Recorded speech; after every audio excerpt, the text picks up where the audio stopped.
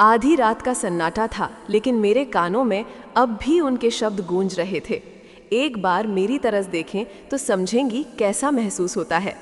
मेरे हाथ अब भी कांप रहे थे जब मैंने दरवाजे पर ताला लगाया।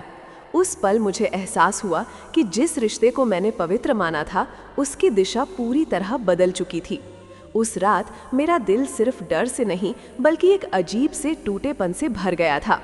आज भी जब मैं उस रात और अपने उस फैसले के बारे में सोचती हूँ तो एक गहरी सांस लेनी पड़ती है। नमस्कार दोस्तों, स्वागत है आपका दीपिका स्टोरी चैनल पर।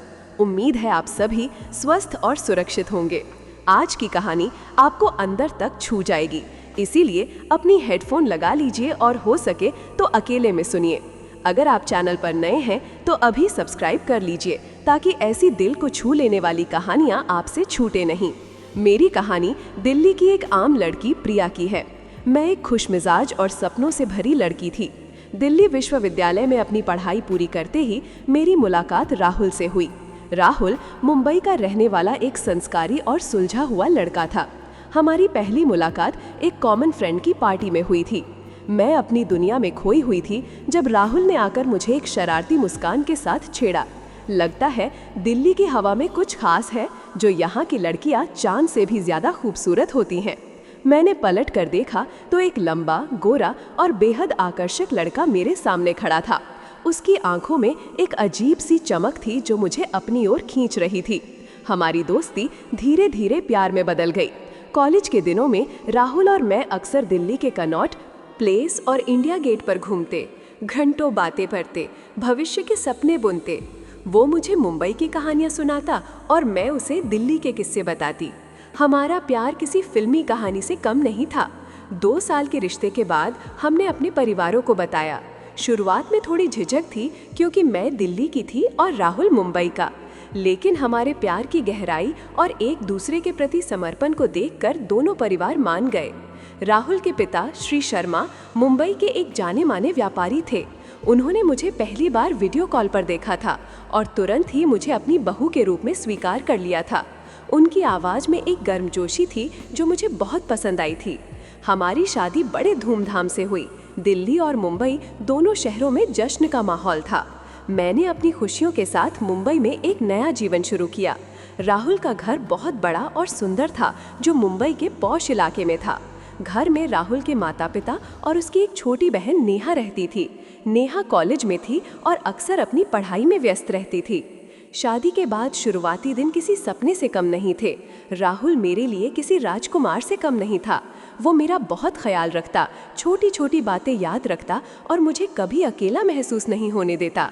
मेरी सास श्रीमती शर्मा एक पारंपरिक लेकिन बेहद प्यार करने वाली महिला थीं। उन्होंने मुझे बहुत जल्द अपने घर में ढाल लिया, लेकिन सबसे ज्यादा प्यार और स्नेह मुझे राहुल के पिता मेरे ससुर जी से मिला। वे स्वभाव से बहुत शांत और गंभीर थे, लेकिन उनके व्यवहार में एक अजीब सी कोमलता थी। वे अक्सर मुझसे कहते, प्रिया, तुम इस घर की लक्ष्मी हो। जब से तुम आई हो, घर में रौनक लौट आई है। उनकी बातें सुनकर मुझे बहुत अच्छा लगता।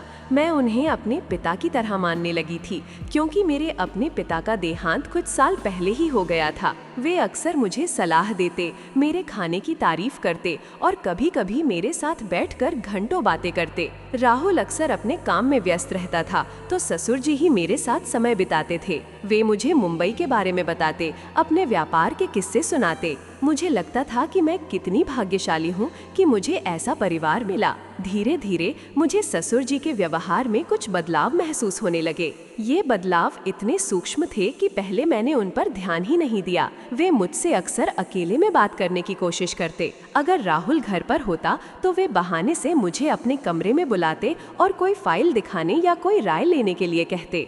कभी कभी उनकी नज़रें मेरे चेहरे पर, मेरे कपड़ों पर कुछ देर ठहर जाती, जो मुझे थोड़ी अजीब लगती, लेकिन मैं इसे उनकी पितृवत स्नेह मानकर नज़रअंदाज कर देती।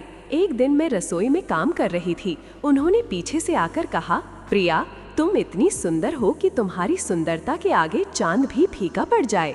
मैंने मुस्कुराकर धन्यवाद कहा, लेकिन उनकी आवाज में एक अजीब सी गहराई थी जो मुझे पहली बार परेशान कर गई। मेरी सास उस वक्त मंदिर गई हुई थी और राहुल ऑफिस में था। मैं थोड़ी असहज हुई, लेकिन फिर सोचा कि शायद मैं ज्यादा सोच रही हूँ। धीरे धीरे उनके पिता समान व्यवहार की परतें हटने लगी। उनकी बातें कभी कभी इतनी व्यक्तिगत हो जाती कि मुझे समझ नहीं आता कि कैसे प्रतिक्रिया दूं। वे अक्सर मुझसे पूछते, राहुल तुम्हें खुश तो रखता है ना, तुम्हारी जरूरतें पूरी होती हैं। मैं शर्मिंदा होकर हाँ कह देती। वे कभी कभी मेरे बालों को छूकर तारीफ करते या मेरे कंधे पर हाथ रखकर कहते, तुम बहुत अकेली लगती हो प्रिया, राहुल तुम्हें समय नहीं दे पाता। मुझे अंदर ही अंदर एक अजीब सी घबराहट महसूस होने लगी थी। मैं इन बातों को राहुल से नहीं कह पाती थी, क्योंकि मुझे डर था कि वो अपने पिता के बारे में सुनकर दुखी होगा या शायद मुझे ही गलत समझेगा। एक शाम राहुल को अचानक ऑफिस के काम से बैंगलोर जाना पड़ा। वो 2 दिन के लिए गया था। सास जी अपनी बहन से मिलने कोलकाता गई हुई थी। नेहा अपने दोस्त के घर रुकी हुई थी। मैं घर में अकेली थी, सिवाय ससुर जी के। उस रात मुझे थोड़ी बेचैनी महसूस हो रही थी। मैंने रात का खाना बनाया और ससुर जी के साथ खाया। खाने के दौरान भी उनकी आंखें मुझ पर टिकी हुई थीं और उनकी बातें कुछ अलग थीं। प्रिया, तुम बहुत समझदार हो। मुझे लगता है तुम राहुल से भी ज्यादा समझदार हो, उन्होंने कहा। मैंने बस मुस्कुरा दिया। खाना खाने के बाद मैं अपने कमरे में चली गई। मैंने कुछ देर किताब पढ़ी और फिर सोने की कोशिश करने लगी। रात के करीब 11 बज रहे थे जब मेरे दरवाजे पर हल्की सी दस्तक हुई। मेरा दिल जोर से धड़कने लगा। कौन है? मैंने धीरे से पूछा। बाहर से ससुर जी की आवाज़ आई। प्रिया, मैं हूँ, क्या तुम सो गई? मैंने घबराते हुए जवाब दिया, नहीं ससुर जी, क्या हुआ? उन्होंने कहा, मुझे तुमसे कुछ ज़रूरी बात करनी है, क्या तुम दरवाज़ा खोल सकती हो? मेरे दिमाग में सैकड़ों सवाल कौंध गए। इस समय कौन सी ज़रूरी बात हो सकती है? मेरा मन मुझे मना कर रहा था, लेकिन मैं उन्हें नाराज़ भी नहीं करना चाहती थी। मैंने हिम्मत करके दरवाज़ा खोला। ससुर जी दरवाजे पर खड़े थे। उनकी आंखों में एक अजीब सी चमक थी जो मैंने पहले कभी नहीं देखी थी। वे अंदर आ गए और दरवाज़ा धीरे से बंद कर दिया। मेरे दिल की धड़कनें तेज़ हो गईं। प्रिया, मुझे तुमसे कुछ कहना है, उन्होंने कहा और मेरी तरफ एक अजीब सी मुस्कान के साथ देखा। तुम यहाँ अकेली हो, राहुल भी नहीं है। मुझे पता है तुम बहुत अकेली महसूस करती होगी। उनकी बात का लहजा मुझे बहुत अजीब लग रहा था। मैंने कहा, नहीं ससुर जी, ऐसी कोई बात नहीं है, मैं ठीक हूँ। उन्होंने मेरे पास आकर सोफे पर बैठने का इशारा किया। मैं संकोच के साथ बैठ गई। वे मेरे सामने बैठ गए और मेरी तरफ एकटक देखने लगे। प्रिया, उन्होंने कहा, उनकी आवाज़ पहले से ज़्यादा धीमी और गहरी हो गई थी। तुम इतनी खूबसूरत हो कि तुम्हें देखकर किसी का भी मन डोल जाए। राहुल तुम्हें समझ नहीं पाता, वो बहुत व्यस्त रहता है। तुम्हें प्यार की ज़रूरत है, स्नेह की ज़रूरत है, जो तुम्हें नहीं मिल पा रहा। उनकी बातें सुनकर मेरे रोंगटे खड़े हो गए। मुझे अब साफ साफ समझ आ रहा था कि वे क्या कहना चाह रहे हैं। मेरे मन में डर और डिस्गस्ट का एक भयानक मिश्रण उठ रहा था। मैंने उठने की कोशिश की, लेकिन उन्होंने मेरा हाथ पकड़ लिया। रुको प्रिया, उन्होंने कहा, मुझे पता है तुम क्या सोच रही हो, लेकिन मेरी बात सुनो। एक बार मेरी तरफ देखें तो समझेंगी कैसा महसूस होता है। उनकी आंखें वासना से भरी थीं और उनके स्पर्श से मुझे घिन आ रही थी। मेरा शरीर सुन पड़ गया था। मुझे लगा जैसे मैं किसी भयानक सपने में फंस गई हूँ। मेरा दिमाग तेजी से काम कर रहा था। मुझे यहाँ से निकलना था, तुरंत। मैंने अपना हाथ झटके से छुड़ाया और तेजी से दरवाजे की तरफ भागी। मेरे दिमाग में सिर्फ एक ही बात थी, ताला लगाना है। उन्होंने मुझे रोकने की कोशिश की, प्रिया सुनो तो, लेकिन मैं नहीं रुकी। मैंने दरवाज़ा खोला, बाहर निकली और तुरंत दरवाज़ा बंद कर दिया। मेरे हाथ कांप रहे थे, लेकिन मैंने पूरी ताकत से दरवाजे का कुंडी लगाई और फिर ताला भी लगा दिया। चाबी मेरे हाथ में थी। मेरी सांसें तेजी से चल रही थीं। अंदर से उनकी आवाज़ आई, प्रिया दरवाज़ा खोलो, ये क्या बदतमीजी है। लेकिन मैं उनके शब्दों को अनसुना कर चुकी थी। मैं उस रात अपने ही कमरे में एक कोने में सिमट कर बैठ गई। मेरा दिल इतनी तेजी से धड़क रहा था कि मुझे लगा वो अभी फट जाएगा। मुझे लगा जैसे मेरे पूरे शरीर पर किसी ने तेजाब फेंक दिया हो। जिस रिश्ते को मैंने सबसे पवित्र माना था, जिस इंसान को मैंने अपने पिता समान समझा था, वो आज मुझे इस तरह से देख रहा था। मुझे एहसास हुआ कि इस रिश्ते की दिशा पूरी तरह बदल गई है। अब कुछ भी पहले जैसा नहीं रह सकता था। मैं पूरी रात सो नहीं पाई। मेरी आंखों से आंसू रुकने का नाम नहीं ले रहे थे। मुझे समझ नहीं आ रहा था कि मैं क्या करूं, किसे बताऊं। अगले दिन सुबह मैं किसी तरह उठी। मेरी आंखें सूजी हुई थीं, मेरा चेहरा पीला पड़ गया था। मैंने अपने कमरे से बाहर निकलने की हिम्मत नहीं की। ससुर जी ने दरवाजे पर कई बार दस्तक दी। प्रिया, दरवाज़ा खोलो, मुझे तुमसे बात करनी है। मैंने कोई जवाब नहीं दिया। मैंने मन ही मन ठान लिया था कि मैं अब उनके सामने नहीं जाऊंगी। मैंने राहुल को फ़ोन किया। उसकी आवाज़ सुनकर मैं फूट फूट कर रो पड़ी। राहुल, तुम कब आ हो? मुझे यहाँ बिल्कुल अच्छा नहीं लग रहा। मैंने उसे पूरी बात नहीं बताई, बस कहा कि मैं बहुत परेशान हूँ और मुझे उसकी ज़रूरत है। राहुल मेरी आवाज़ सुनकर घबरा गया और बोला कि वो पहली फ़्लाइट से वापस आ रहा है। कुछ घंटों बाद राहुल घर आ गया। उसने मुझे देखते ही पहचान लिया कि कुछ बहुत बुरा हुआ है। मेरी आंखों में डर और दर्द साफ झलक रहा था। प्रिया, क्या हुआ है? तुम इतनी सहमी हुई क्यों हो? क्या किसी ने कुछ कहा? उसने मुझे गले लगाकर पूछा। मैं उसके गले लगकर फिर से रोने लगी। मैंने उसे बताया कि मैं इस घर में अब और नहीं रह सकती। क्यों, क्या हुआ है? माँ ने कुछ कहा? नेहा ने? वो परेशान होकर पूछ रहा था। मैंने गहरी सांस ली और उसे बताया कि ससुर जी के व्यवहार से मुझे बहुत परेशानी हो रही है। मैंने उसे सीधे सीधे उस रात की बात नहीं बताई, क्योंकि मुझे डर था कि वो विश्वास नहीं करेगा या फिर ये सुनकर उसका अपने पिता के प्रति सम्मान कम हो जाएगा। मैंने बस इतना कहा, राहुल, उनके देखने का तरीका, उनकी बातें, मुझे बहुत असहज महसूस होता है। मैं इस घर में सुरक्षित नहीं महसूस कर रही हूँ। राहुल पहले तो हैरान रह गया। पापा, तुम क्या कह रही हो प्रिया? वो तो तुम्हें अपनी बेटी मानते हैं। उसने अपनी आंखों पर विश्वास नहीं किया।